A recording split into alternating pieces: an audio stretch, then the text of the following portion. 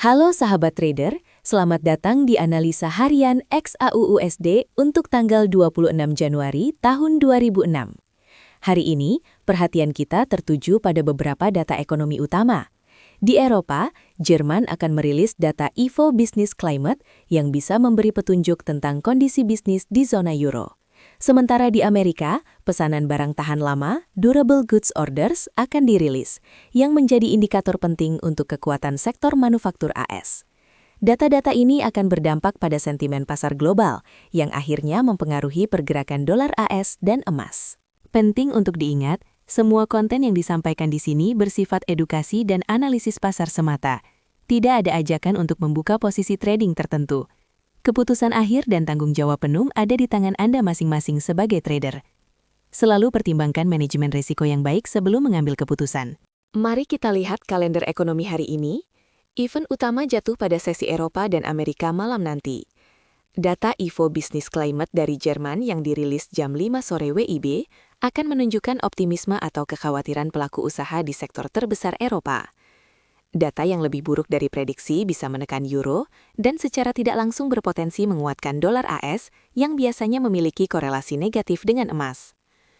Sementara itu, di malam hari sekitar jam 10.30 WIB, data pesanan barang tahan lama AS akan dirilis. Data ini mengukur aktivitas manufaktur dan angka yang kuat biasanya akan mendukung penguatan dolar AS. Keduanya akan menjadi bahan pertimbangan sentimen pasar sebelum merilis data penting di minggu mendatang. Satu narasi makro utama yang saat ini mendominasi pasar adalah sinyal dari Federal Reserve Amerika Serikat. Di tengah laporan terbaru, Fed menyiratkan kemungkinan mereka akan menghentikan sementara kenaikan suku bunga. Alasannya adalah tanda-tanda perlambatan inflasi dan pertumbuhan ekonomi.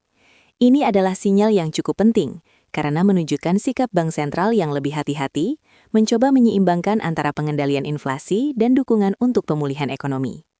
Untuk emas, sinyal dovish seperti ini cenderung mengurangi tekanan naik pada imbal hasil obligasi, sehingga bisa mengurangi daya tarik dolar dan berpotensi menjadi angin segar untuk pergerakan emas. Narasi kedua yang patut kita perhatikan adalah mengenai pergerakan imbal hasil obligasi pemerintah AS. Baru-baru ini, yield obligasi 10 tahun AS tercatat turun secara signifikan. Penurunan ini terjadi di tengah optimisme bahwa ekonomi AS masih cukup tangguh untuk menghadapi tantangan saat ini. Investor tampak mulai memperbaiki penilaian terhadap risiko yang menyebabkan permintaan pada aset pendapatan tetap meningkat. Untuk emas, yield obligasi yang turun secara teori mengurangi biaya peluang untuk memegang emas yang tidak menghasilkan bunga.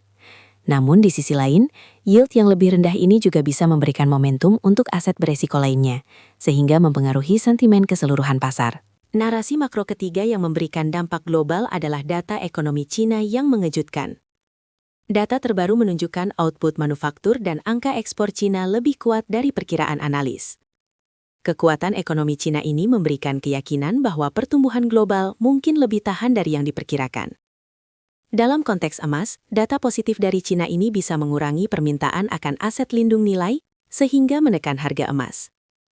Namun di sisi lain, pertumbuhan yang lebih kuat juga bisa berarti permintaan terhadap komoditas, termasuk emas industri, yang memberikan nuansa lain bagi pergerakan harga.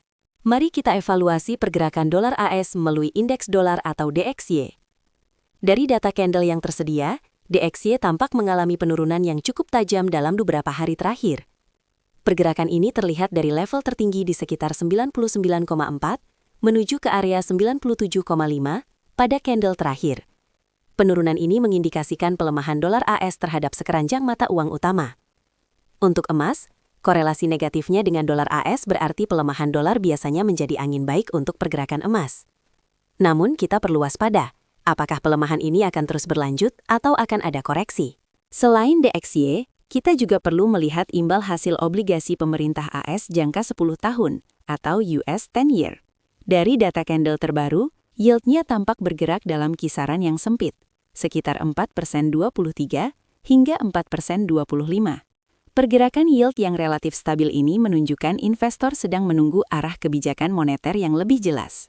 Untuk emas, imbal hasil yang stabil ini biasanya menciptakan kondisi yang netral.